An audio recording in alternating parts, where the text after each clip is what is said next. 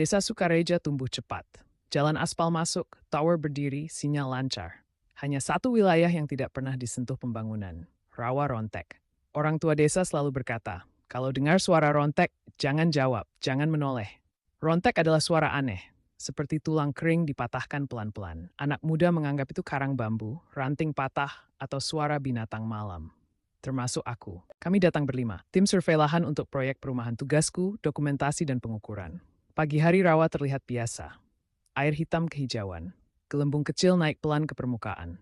Udara terlalu sunyi, tidak ada serangga, tidak ada burung. Pak Lurah sempat berpesan, kalau hari mulai senja, pulang. Rawa ini beda malam dan siang. Kami tertawa. Jam 15.40 saat matahari mulai turun, suara itu terdengar. Kerontek, krek.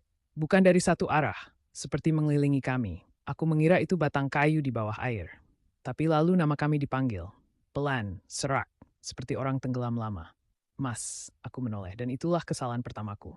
Di permukaan rawa, bayanganku tidak bergerak mengikuti tubuh. Aku melangkah, bayangan tetap diam. Lalu, bayangan itu tersenyum. Air beriak. Bayangan itu mengangkat tangan dan menarik bayangan kakiku ke bawah. Aku jatuh.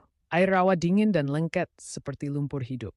Ada sesuatu membelit pergelangan kakiku, bukan akar, tangan. Aku ditarik turun, bukan cepat, pelan, seolah rawa ingin aku panik lebih dulu.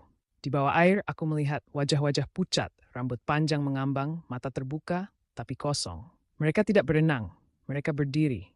Seakan rawa ini tidak dalam bagi mereka. Salah satu wajah mendekat, mulutnya terbuka. Tidak ada suara, tapi aku mendengar di kepalaku. Gantian. Aku ditarik keluar oleh tim. Batuk, muntah air hitam.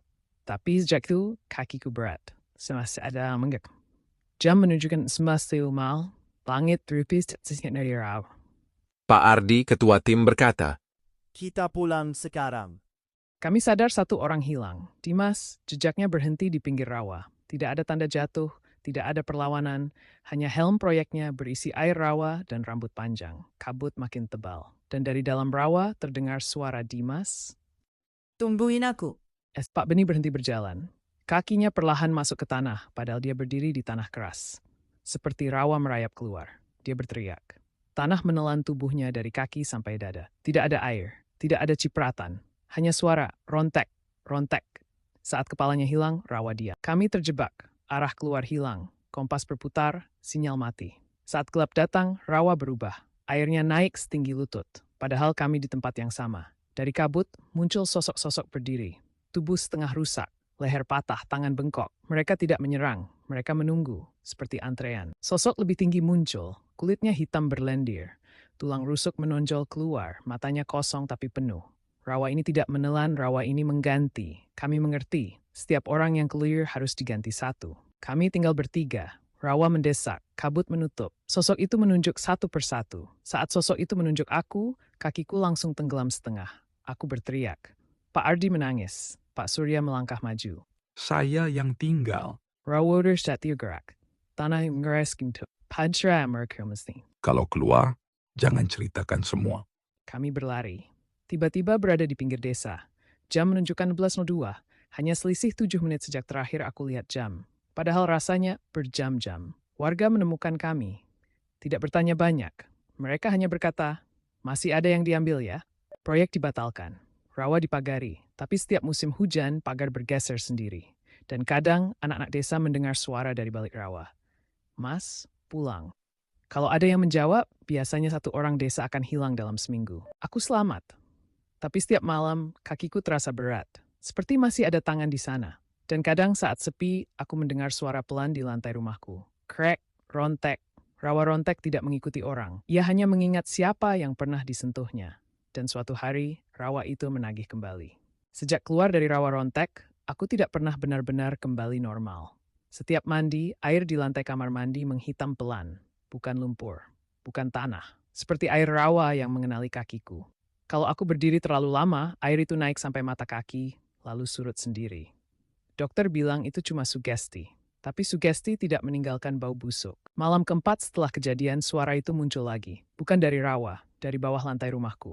Krek, rontek, pelan, teratur, seperti seorang sedang melipat tulang. Aku mematikan lampu, suara berhenti. Aku menyalakan lampu lagi, suara pindah ke belakangku. Di kaca lemari, bayanganku berdiri normal. Tapi bayangan kakiku masih terendam air hitam. Aku mulai mencari, bukan di internet, tapi ke orang-orang tua desa sekitar.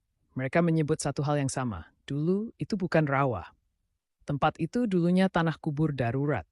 Zaman perang, zaman pembantaian, zaman orang dikubur tanpa nama. Tanahnya selalu basah oleh darah. Lalu datang banjir besar, air tidak pernah benar-benar surut.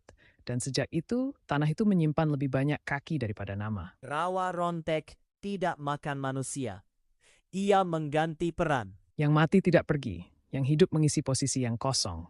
Karena rawa itu butuh penjaga, pemanggil, pengganti. Dan yang pernah disentuh, sudah ditandai. Aku bermimpi tentang Pak Surya. Dia berdiri di tengah rawa, tidak tenggelam, tidak basah, tubuhnya tegak, matanya kosong. Dia berkata, "Kami tidak mati, kami berdiri." Aku terbangun dengan kaki kiri terendam air hitam di kamar tidurku. Air itu tidak bocor dari manapun. Ia muncul dari bawah kakiku. Warga desa mulai resah. Setiap minggu, satu hewan ternak mati kaku, sumur berbau lumpur, anak-anak bicara sendiri sambil menatap tanah. Dan setiap kejadian selalu dekat dengan rumahku. Suatu pagi, lantai rumahku retak membentuk garis panjang. Dari retakan itu keluar air hitam perlahan.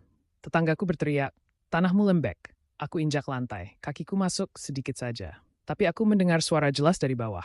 Rontek, seperti seseorang sedang bangkit berdiri.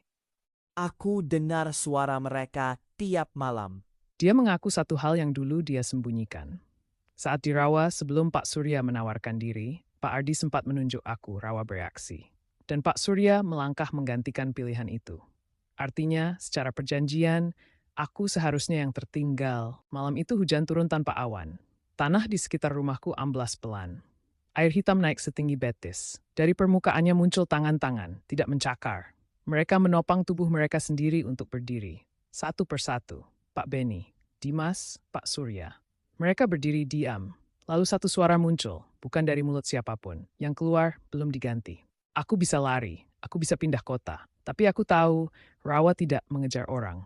Ia menunggu. Dan orang yang ditandai akan selalu kembali.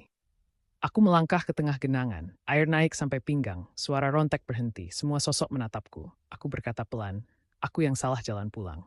Air menelan tubuhku perlahan, tidak dingin, tidak panik. Di bawah aku tidak tenggelam. Aku berdiri, tanah keras di bawah kakiku. Aku melihat ke atas. Tubuhku masih di rumah, ditarik warga. Tapi aku tetap di bawah. Dua versi diriku berdiri bersamaan. Satu hidup, satu tinggal. Dan aku mengerti sekarang. Rawa Rontek selalu punya penjaga. Yang hidup membawa cerita, yang tinggal menjaga keseimbangan. Desa aman kembali.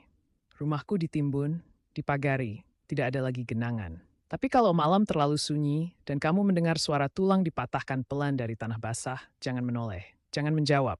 Karena bisa jadi itu aku, sedang memastikan rawa tidak lapar lagi. Dan kalau suatu hari rawa itu memanggil namamu, ingat satu hal. Rawa Rontek tidak menarik orang masuk. Ia hanya memanggil yang sudah pernah disentuh tanahnya.